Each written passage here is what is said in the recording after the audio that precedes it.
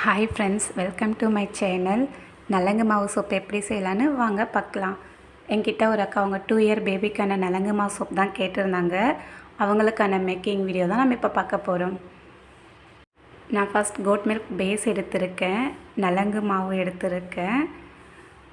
2 year baby அப்படின்றதுனால sandalwood oil மட்டும்தான் எடுத்திருக்கேன். நம்ம பேஸோட நலங்கு மாவை சேர்த்து ஒன்ஸ் நல்லா மிக்ஸ் பண்ணிக்கிடலாம். அவங்க 2 இயர் பேபி அப்படின்றதுனால சோப்பு லைட்டாக கூட ஸ்க்ரப்பு மாதிரி இருக்கக்கூடாது. அதனால் பேஸோட நலங்கு மாவை சேர்த்து ஒன்ஸ் நல்லா மிக்ஸ் பண்ணிவிட்டு அதுக்கப்புறம் மெல்ட் பண்ணிக்கலாம். நம்ம பேஸோட பவுட்ரை போட்டு நல்லா மிக்ஸ் பண்ணோன்னா ஒரு துளி பவுட்ரு கூட நமக்கு ஸ்க்ரப்பு மாதிரி வராது. அதனால் ஒன்ஸ் நல்லா மிக்ஸ் பண்ணி எடுத்துக்கலாம். இப்போ மெல்ட் பண்ணி எடுத்துக்கலாம்.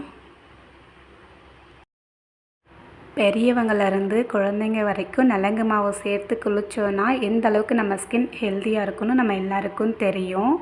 ஆனால் நம்ம வீட்டில் இருக்கிற பெண் குழந்தைங்களும் சரி, ஹாஸ்டலில் இருக்கிற பெண் குழந்தைங்களும் சரி, 10லேருந்து 13 வயசு இருக்கிற பெண் குழந்தைங்களுக்கு நலங்கு மாவாக கொடுத்தோன்னா அவங்களுக்கு சரியாக தேய்ச்சி குளிக்கிறதுக்கு தெரியாது.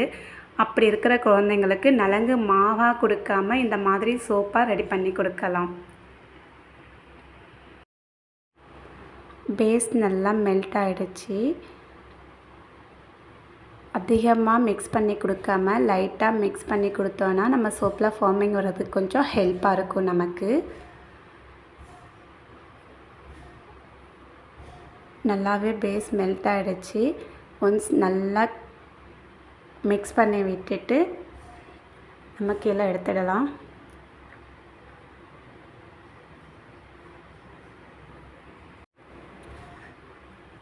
நல்லா மிக்ஸ் பண்ணி எடுத்துக்கலாம். பேபிக்காக நான் எந்த ஆயில், எந்த ஃப்ரேக்ரன்ஸு எதுவுமே சேர்க்கலை. சாண்டல்வுட் ஆயில் மட்டும்தான் சேர்த்துருக்கேன். ஒரு 4 ட்ராப் சேர்த்துட்டு ஒன்ஸ் நல்லா மிக்ஸ் பண்ணிவிட்டு மோல்டில் புட் பண்ணிக்கலாம்.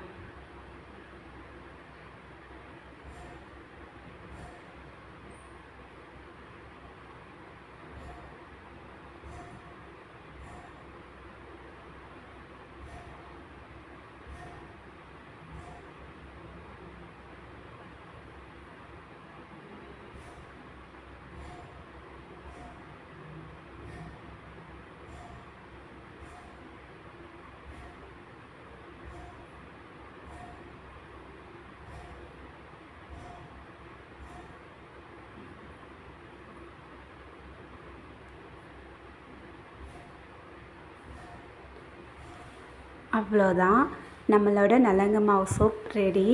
1 ஹவர் கழித்து எடுத்துடலாம். தேங்க்ஸ் ஃபார் த வாட்சிங்.